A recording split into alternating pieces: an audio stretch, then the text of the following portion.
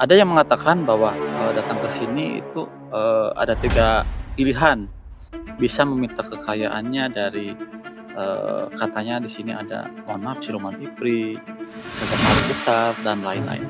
Nah itu Kalau tentang sosok-sosok yang tadi disebutkan, dalam satu tempat yang ruang lingkupnya sedikit jauh dari jangkauan manusia mungkin, iya, ya mungkin ada beberapa banyak ya makhluk hal-hal yang seperti itu. Bisa jadi benar menyangkut seperti sesajen yang kayak gitu ada, dan itu pun permintaan yang di luar kita yang ajukan. Assalamualaikum warahmatullahi wabarakatuh. Sampurasun, sampurasun, sampurasun. Bertemu lagi bersama saya di Salja Channel. Dalam video kali ini, saya akan mendatangi salah satu makam keramat yang berada di Kabupaten Majalengka. Dan konon katanya makam keramat tersebut bisa mendatangkan kekayaan yang sangat luar biasa. Untuk itu, kami diantar seorang narasumber dan kami akan langsung bergegas ke sana menuju makam keramat tersebut. Untuk itu, ikuti perjalanan kami menuju tempat tersebut.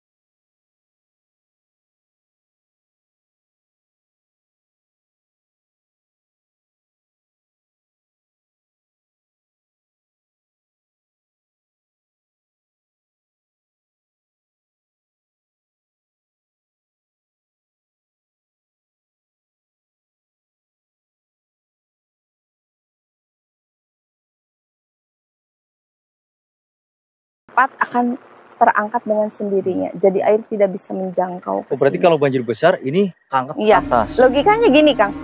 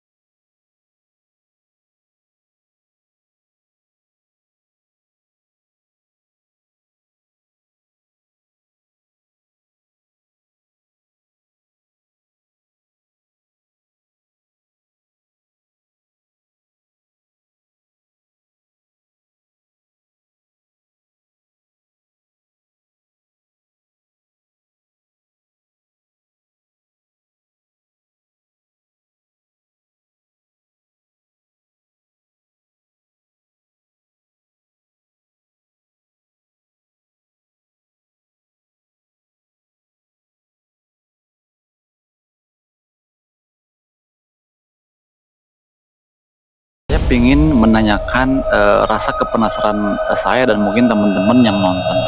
Benar nggak sih bahwa di tempat ini bisa dibilang tempat pesugihan paling manjur yang ada di Jawa Barat? Banyak orang-orang yang kaya raya dari tempat ini. Bisa dibilang iya, bisa dibilang enggak, karena pembuktian dulu ada yang berhasil dan banyak juga yang gagal. Namun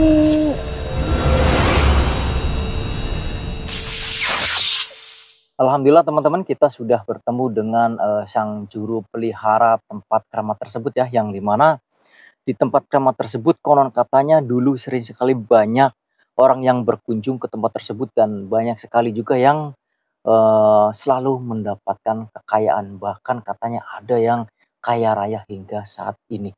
Namun entah itu beritanya asli atau simpang siur, saya kurang paham juga. Mungkin lebih enaknya kita langsung saja tanyakan kepada sang narasumber. Jadi sang narasumber ini merupakan beliau ini bisa disebut dengan pengurus makam, suka bersih-bersih di makam. Dan kalau di sini namanya apa teh? Juru pelihara. Juru pelihara. Mungkin sebelum kita lanjut ke obrolan selanjutnya, saya kepengen menanyakan kabar Tete terlebih dahulu. Assalamualaikum Teh, gimana kabarnya, sehat? Waalaikumsalam warahmatullahi wabarakatuh. Alhamdulillah, saya dalam keadaan sehat. Nah itu mungkin ya Allah, ada suara apa teman-teman?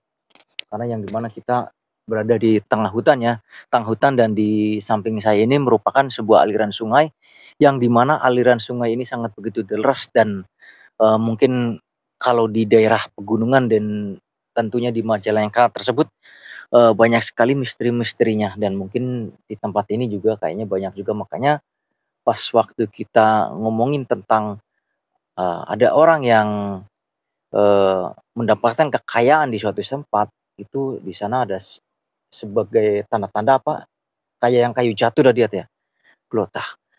Nah, saya kepengen menanyakan sama Teteh, ini alur cerita yang sebetulnya itu seperti apa Teh? Jadi, apakah benar lokasi tersebut sering dijadikan tempat untuk meminta kekayaan atau bagaimana? Mungkin dijelaskan sama Teteh saja. Sebelumnya, sebelum kita menceritakan tentang sejauh mungkin tentang yang namanya persugihan-persugihan itu sendiri, sebaiknya mungkin ini dulu Teh, diungkap sebetulnya makam siapa dan dari mana. Makanya sebelum kita menceritakan itu kan detail berikut ceritanya gitu. Awalnya tuh sebenarnya begini. Ini tuh bisa disebut sebuah tempat yang dikeramatkan oleh warga sekitar. Banyak yang simpang siur yang mengatakan hal-hal demikian itu sebenarnya itu opini, pendapat masyarakat itu sendiri, atau mungkin halayak luar yang mendengarnya hanya sebagian. Ya, yang pertama itu yang berada di sini tuh, di tempat yang dikeramatkan di sini tuh, awalnya itu beliau adalah seorang atau bisa dibilang berkelana atau apa itu namanya Kang, yang berkelana dari tempat satu ke tempat yang lain penyebar agama ya Islam. bisa dibilang begitu. Beliau singgah di sini disebutnya juga petilasan. Beliau sebenarnya itu salah satu murid dari Sunan Gunung Jati. Bahkan beliau sempat mampir di Telaga Manggung sebelum beliau singgah di sini. Terus beliau singgah di sini dan mungkin agak lebih lama dan menghilang menjadi moksanya itu di sini. Nah, sebenarnya di sini tuh kalau kita menjurus ke hal-hal yang negatif itu sebenarnya tergantung pemikiran kita ya, karena di tempat-tempat yang jauh dari keramaian atau bisa dibilang apa itu yang namanya sunyi lah gitulah ya gitu, kesunyi atau agem kalau bahasa Sundanya gitu kan.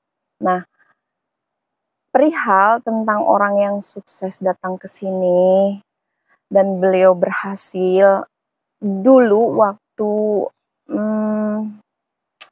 zamannya masih kakek dan buyut saya yang megang, ada yang berhasil, ada yang sampai beliau membuktikan kepada kita semua. Nah dari situ mungkin, tapi kan itu beliau bercerita itu datang ke sini tuh enggak semudah seinstan yang orang lain ceritakan tentang sebuah persugihan. Beliau datang ke sini, bertirakat di sini, berziarah, terus beliau mungkin keberkahannya beliau dapatkan. Nah terus dia buka usaha dan berhasil. Mungkin orang menyangkut pautkannya setelah dari sini beliau bisa menjadi kaya, tapi dengan cara pandang yang berbeda gitu. Kalau zaman dulu itu yang datang ke sini itu cuma sebatas berziarah, ada yang mengaji, bahkan ada yang sampai menginap, itu tanpa adanya hal-hal yang disangkut pautkan dengan sebuah kata pesugihan itu sendiri gitu. Nah, tapi pas semakin kesini entah bagaimana rumornya itu sendiri, sampai setiap ada yang berkunjung ke sini selalu dengan dalih meminta kekayaan. Tanpa mereka mempertanyakan dulu di sini itu seperti apa jalannya, caranya, aturannya gitu. Jadi pas mereka datang ke sini langsung mengatakan bahwa kami datang ke sini karena kami dalam kesulitan, kami meminta kekayaan gitu. Dengan kami mau mengeluarkan syaratnya ini, dan ini. Dan yang itu yang membuat saya juga berpikir kenapa berbeda dengan cerita dulu. Dulu kalau Pak Haji Hasan tuh yang beliau yang datang ke sini sebelum beliau sukses, itu enggak ada jalur yang di mata kita tuh menyimpang. Karena beliau ke sini tuh ya mengaji, bertirakat, ibadah pun juga di sini. Tapi ketika beliau sudah enggak ada, rumor itu sendiri, bahkan sampai ada yang datang dari pulau seberang itu sendiri, dari Lampung, jauh-jauh datang ke sini, cuman satu tujuan ya itu tentang persugihan itu sendiri gitu. Iya, kekayaan. Sebenarnya kalau dari dulu itu yang dimaksud dengan berbeda ya Kang ya, kalau dulu itu yang datang ke sini tuh ibaratnya bahasanya itu saya mau berziarah ke makam gitu. Nah kalau sekarang berbeda, saya mau mencari kekayaan gitu. Perbedaannya dari dulu sampai sekarang tuh jauh. Makanya sekarang ketika orang-orang terdahulu, kakek dan orang tua saya meninggal, saya mencoba untuk meneruskan meskipun hanya sebagai juru pelihara yang membersihkan tempat ini. Ya cuman ingin sedikit lebih meluruskan saja gitu, bahwa rumor-rumor itu tuh tidak benar gitu. Mungkin salah persepsi gitu kalau orang-orang zaman sekarang tuh berbeda sama orang-orang dulu. Nah mungkin gini Teh, saya kan ingin mencoba lebih dalam lagi, soalnya kan kalau isu yang di luar ini kan mungkin sangat liar ya. Iya. Dengarnya kan itu yang berhasil dari sini bukan 1, 2 orang, dan banyak yang berhasil semenjak, berziarah atau mungkin kita bahasanya berziarah dari tempat ini. Iya. Nah, ada yang mengatakan bahwa, datang ke sini itu, ada 3 pilihan, bisa meminta kekayaannya dari, katanya di sini ada, mohon maaf, siluman iprit, eee eee, sosok makhluk besar dan lain-lain. Nah itu benar nggak sih seperti itu? Terus juga di sini katanya harus ada sesajen, misalkan sembelih kambing, mungkin Teteh bisa jelaskan. Itu tuh, sebetulnya seperti apa? Apakah terjadinya zaman dulu atau emang sekarang-sekarang ini gitu? Sebenarnya itu, dari dulu ada ya. Kita juga, saya sendiri belum tidak terlalu, eee, tahu banyak sebenarnya Mhm, tentang mhm, hal itu. Cuman kalau tentang sosok-sosok yang tadi disebutkan, dalam satu tempat yang ruang lingkupnya sedikit, jauh dari jangkauan manusia mungkin, iya, ya mungkin ada beberapa banyak ya makhluk hal-hal yang seperti itu. Bisa jadi, benar, karena kalau kita pun mempercayai hal itu sudah termasuk dalam satu, ya mhm, kita mempercayai hal yang itu termasuk mhm, juga keimanan kan. iya, iya, Tapi jangan sampai dengan rumor-rumor yang kayak gitu itu menjadi acuan kita untuk datang ke tempat ini mhm, dan tujuannya itu gitu. mhm, mhm, Jangan gitu kalau menurut, tapi kalau, tentang tadi makhluk-makhluk yang disebutkan dalam bentuk atau perwujudan mereka seperti itu, mungkin gitu ada yang seperti itu. mhm, Dan mengenai hal-hal yang, menyangkut seperti sesajen yang mhm, kayak gitu, ada, dan itu pun permintaan yang di luar kita yang ajukan gitu.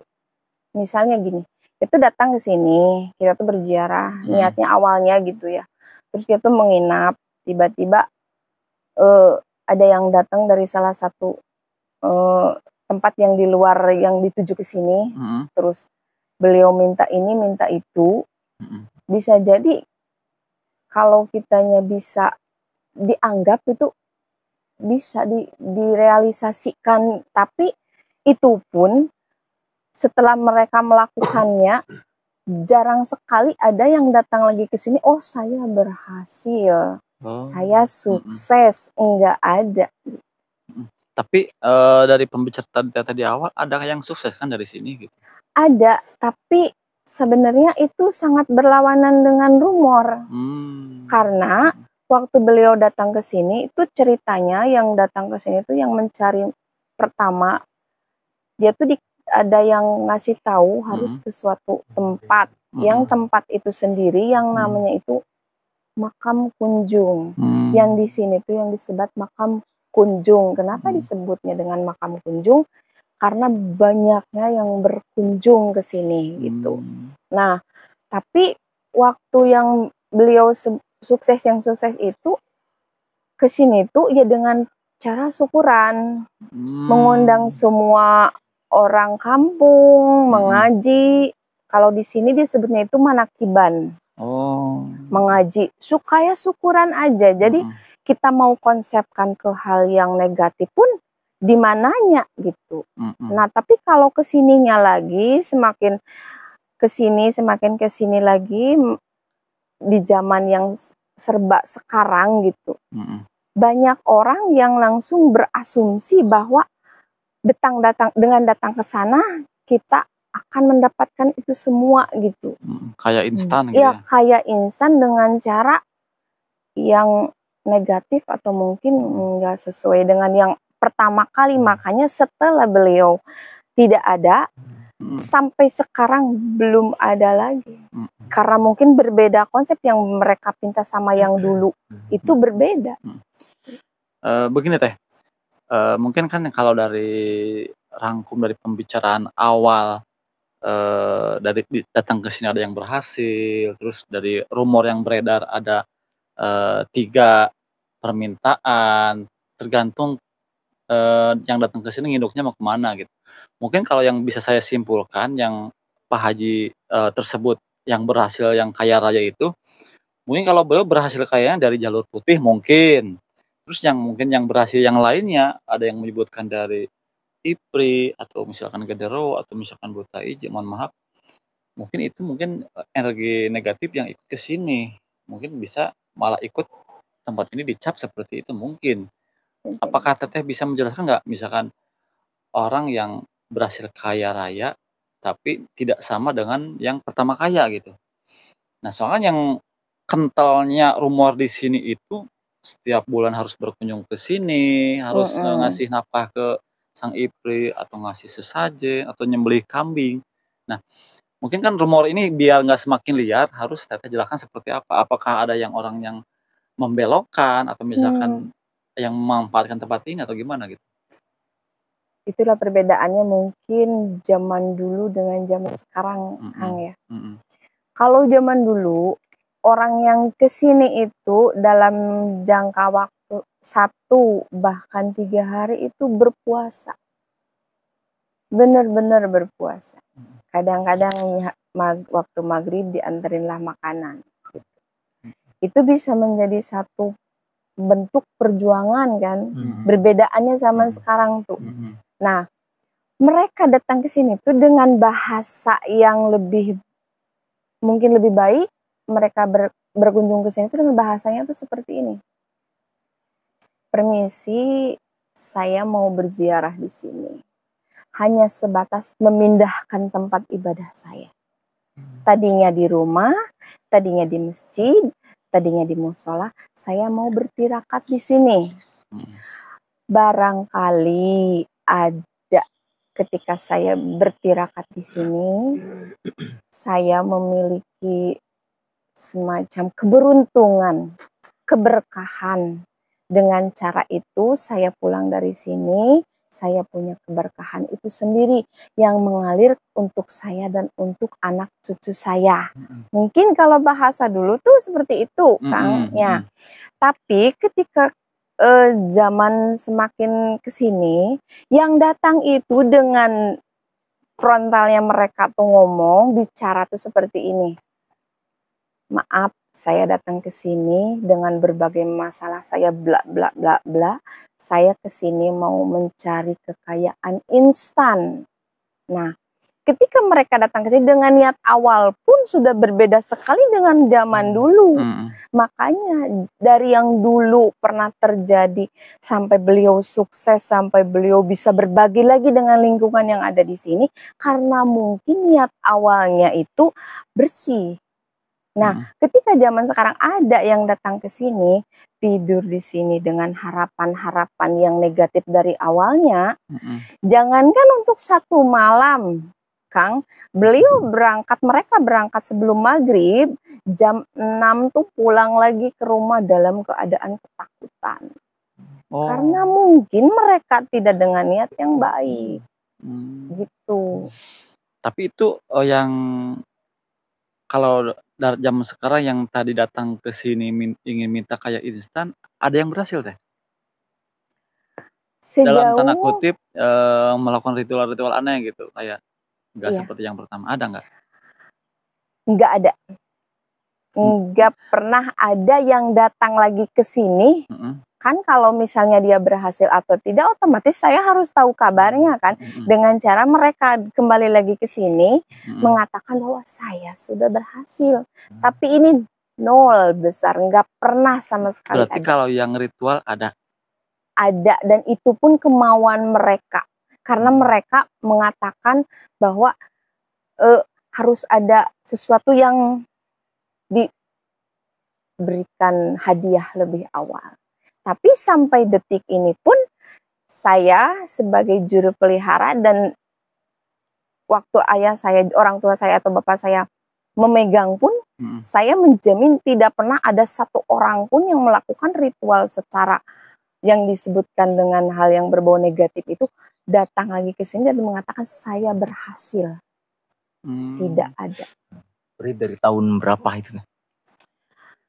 Apanya? Itu yang ritual sampai sekarang nggak ada yang berhasil. Dari tahun berapa? Dari tahun sebelum saya masih gadis pun. Suruh pelihara gitu. Iya. Tapi masih dipegang sama bapak saya pun juga nggak ada, Kang. Apalagi setelah saya yang pegang gitu. Tapi kan katanya teh rumornya di sini banyak yang kaya raya dari sini teh. Itu beneran katanya rumor. Mohon maaf kalau saya salah nih, kalau Iya, saya iya. salah. Teteh bilangnya enggak, tapi kalau bahasa body language-nya iya gitu. Tapi gini Kang, Gimana? saya tidak bisa mengatakan tidak itu karena Bapak Haji itu sendiri berhasil. Tapi dengan cara yang enggak kayak rumor gitu. Nah, makanya saya nggak nanyain yang awal, ini Iya. nanyain yang rumornya yang negatif. Iya. Ya, yang negatif. Anda nggak orang yang berhasil kaya raya dengan cara ritual-ritual aneh yang seperti tadi? Misalkan nyembelih kambing, terus menikah dengan Ipri. Nah, yang mungkin teteh ketahui dari masa kecil sampai sekarang. Nggak ada. Nggak ada. Nggak ada yang datang lagi, jadi saya nggak tahu. Oh, nggak tahu. Tapi kalau yang ritual ada. Ada. Oh iya. Cuman mereka selalu jong gitu ya. Iya, nggak tahu jong juga Nggak sih. ada Nggak ada kabar kabar lagi ke sini. Ya mungkin karena mereka mungkin sudah kaya raya terus lupa atau bagaimana. Mungkin tetehnya nggak tahu. Banyak kemungkinan gitu mungkin ya. Iya sih sebenarnya. Mungkin dan mungkin. Nah, mohon maaf. Itu kalau contoh misal ada orang yang maksa, mungkin kan yang namanya orang beda-beda, ada aja yang maksa ya. Iya. Cara menyikapinya teteh seperti apa? Apakah misalkan kalau yang maksa silakan aja sendiri atau misalkan tetap dikasih bimbingan kah atau misalkan lepas atau gimana? Kalau dikasih bimbingan atau misalnya dianterin atau itu ya tetap saya anterin. Tetap, karena pesan orang tua dulu tuh begini. Kalau ada yang nanya, kamu cukup jawab. Kayak gitu. Kalau ada yang nggak berani, kamu anter. Kalau ada yang nanyain tempatnya, kamu kasih tahu. Sejauh itu jangan pernah melangkah lebih dari itu. Kamu cukup nganter, buka pintu, silakan masuk, kasih tahu ini ada yang mau datang dengan niat beliau sendiri, silakan. Gitu. Jadi sifatnya nggak memaksakan. Iya. Soalnya mohon maaf juga, saya juga dengarnya setelah teteh yang megang katanya ya. Jadi banyak orang yang tercerahkan. Jadi kayaknya teteh itu lebih menjaga ya. Benar seperti itu. Mungkin kalau zaman dulu-dulu yang itu yang di luar kendali teteh, mungkin sebelum orang tua teteh atau apa, hal-hal seperti itu mungkin dibiarkan karena orang mungkin orang yang ngebet pengen kaya, tapi kalau sekarang lebih teteh pagari atau seperti apa? Iya.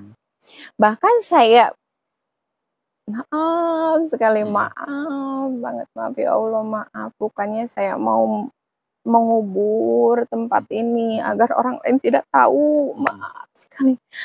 Jujur saya sering berdoa, ya Allah, andaikan gitu ada rezeki datang ke sini dan itu akan menyesalkan kami gitu. Karena ya mau dikatakan iya kalau mereka datang ke sini itu sumber rezeki buat kami gitu. Tapi kalau itu tidak barokah, saya berharap tidak apa-apa, tidak ada tamu sama sekali yang datang ke sini, saya berharap begitu. Gitu. Jadi memang saya berharap biarlah ini menjadi pegangan, menjadi sejarah buat kita semua yang ada di sini aja gitu. Kalau tersebar keluar menjadi bumerang lagi buat kita, saya tidak kuat dan akhirnya sayanya sesat dan menyesatkan orang lain, saya tidak mau gitu. Jadi jujur memang mungkin yang ada di sini mewujudkan itu dalam 1 bulan 1 orang pun nggak ada yang datang. Kalau dulu Kang sehari sampai ada 3. Sehari ada yang 3? Iya. Yang minta kaya itu? Iya, dulu. Kalau sekarang saya tidak mau membebani keluarga saya dengan rezeki yang tidak berkah. Gitu. Mau lebih baik saya menjadi seorang buruh tani yang berangkat pagi pulang sore nggak apa-apa daripada saya menjadi, maaf dalam bahasa, lebih begini teh, mungkin lagi. ini pertanyaan yang paling ditunggu-tunggu oleh penonton ini. Iya. Sebetulnya kalau misalkan ada orang datang ke sini dengan niat ingin kaya, dalam kutip ini tanda kutip ini di hal-hal yang isu yang beredar di luar itu ya. Iya. Nah, itu tahapannya seperti apa gitu? Apakah misalkan datang ke sini cukup berdoa, menginap, apakah misalkan langsung, motong kambing, atau seperti apa tahapannya gitu? Tahapannya mereka tuh datang ke sini, Mhm, berkunjung ke rumah dulu, baru setelah kita ngobrol di rumah, misalnya menceritakan apa yang menjadi permasalahan mereka, kalau mhm, bisa saya luruskan dan saya cegah. mhm, Saya luruskan dan saya cegah, mhm, mengingatkan mereka yang mhm, dengan tujuan yang tidak baik tentunya ya, kalau yang mhm, untuk sekedar berziarah, mhm, bertawasul ke sini ya saya mhm, dukung, sangat-sangat saya dukung. mhm, Tapi kalau yang dengan tujuan hal yang seperti itu tadi, mereka cuman bertamu ke rumah, bertanya, mhm. tidak tahu saya tunjukkan, tidak berani saya antarkan, setelah ke sini, itu urusan mereka sendiri. Saya cuman membukakan itu, silakan masuk, kemukakan, keinginan silahkan. Mhm, Saya tidak mau ikut campur. Kalaupun itu ada yang tetap maksa nggak iya, bisa diperbaiki dulu di rumah mhm, gitu. mhm, Tapi kalau misalnya nanti ada, ya memang kan tujuan awalnya pengen nggak kaya, baik mhm, ya, mhm, ada yang bisa pulang, kadang ada yang mhm. minta dikasih ini itu gitu, ya itu mereka sendiri yang mengurusnya. Nah, terus kalau misalkan itu syaratnya apa Pak Teh, kalau misalkan mereka maksa tuh? Kan mungkin, Teteh nggak ngebiarkan mereka begitu saja, kalau ibarat kata kan Teteh itu bagaikan benteng Perantara bukan gini, ya kan tadi sebelumnya, mau ke sini juga dikasih, tahu dulu, nasehat dulu. Ya ibaratnya kan Teteh itu bagaikan benteng terakhir pertahanan, keimanan mereka mungkin seperti iya, itu. Nah, kalau misalkan mereka maksa, mungkin Teteh mungkin ngasih tahu syaratnya harus ini harus ini, ngasih tahu nggak atau misalkan apa aja tuh yang disiapkannya gitu?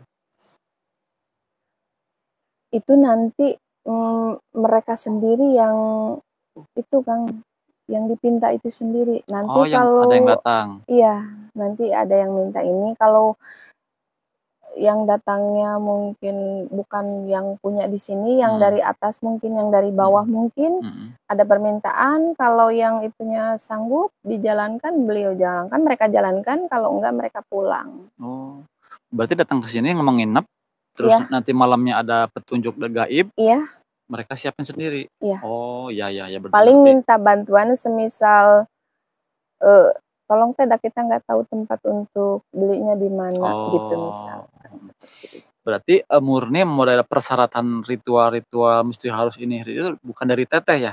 Enggak, Dari hal-hal energi negatif yang ada di sini mungkin iya, seperti itu?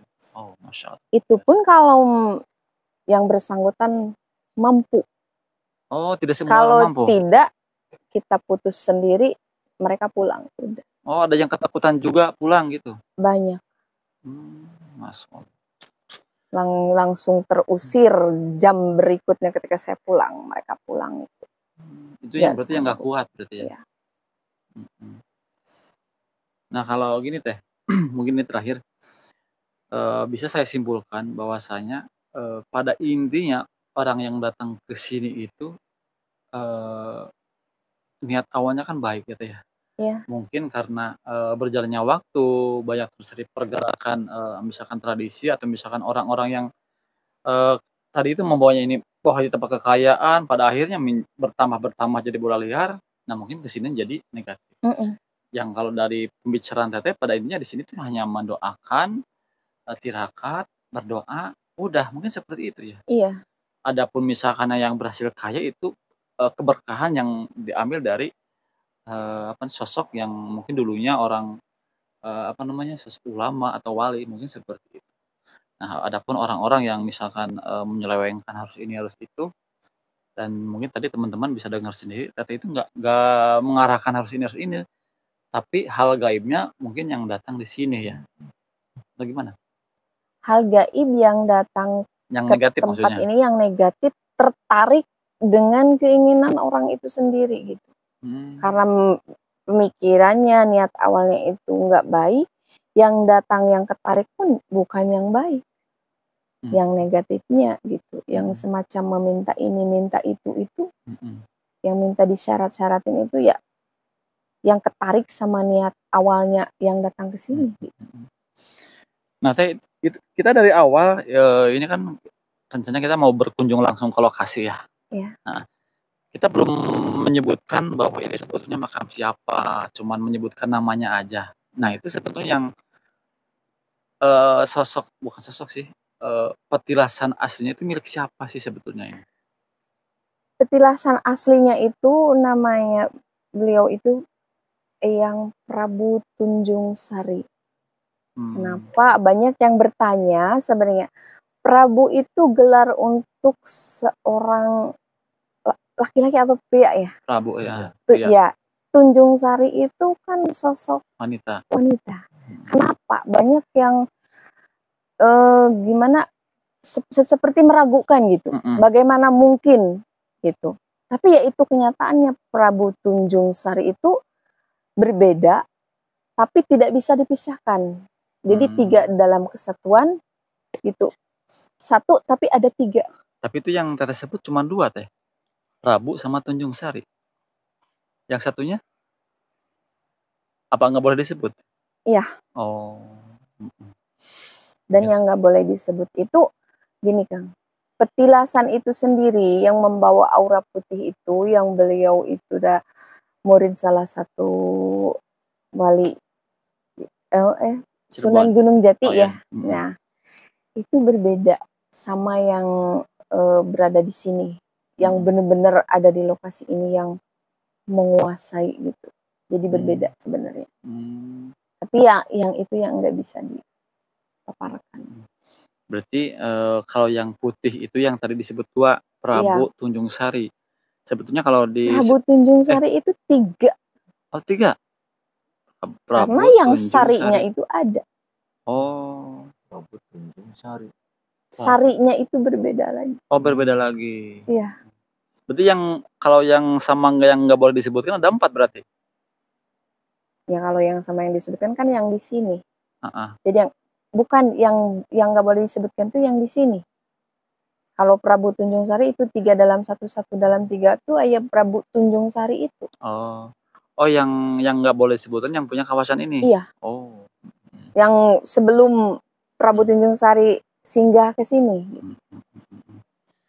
Oke teman-teman, mungkin informasinya dirasa cukup dan di video selanjutnya kita akan langsung pergi ke lokasi, sekalian kita berdoa terlebih dahulu, dan untuk gambarannya mungkin seperti itu ya. Jadi teman-teman kalau misalnya ada yang nanya alamat, terus pengen berkunjung ke sini, saya sarankan jangan. Tapi kalau hanya untuk berdoa, silahkan. Kalau untuk penyebutan alamat, mohon maaf ya Teteh, kita tidak buka ya Teh ya. Iya. Mungkin untuk menghindari hal-hal yang tidak kita inginkan. Jadi teman-teman harap mengerti juga, kita tidak mencantumkan alamat atau menyebutkan alamat bukan berarti kita pelit atau gimana. Itu demi kebaikan teman-teman semua. Jadikan video ini hanya pengetahuan saja, ambil baiknya bahwasanya di dunia ini kehidupan itu bukan dunia pada umumnya ya. Ada hal-hal yang mungkin hal gaib yang mungkin kita harus percaya juga. Mungkin seperti itu ya Teh ya. Mudah-mudahan Tetehnya selalu sehat. Amin. Jadilah orang yang selalu ikhlas, mungkin seperti itu. Sampai ketemu lagi di video selanjutnya. Kita pamit undur diri. Wassalamualaikum warahmatullahi wabarakatuh. Assalamualaikum warahmatullahi wabarakatuh.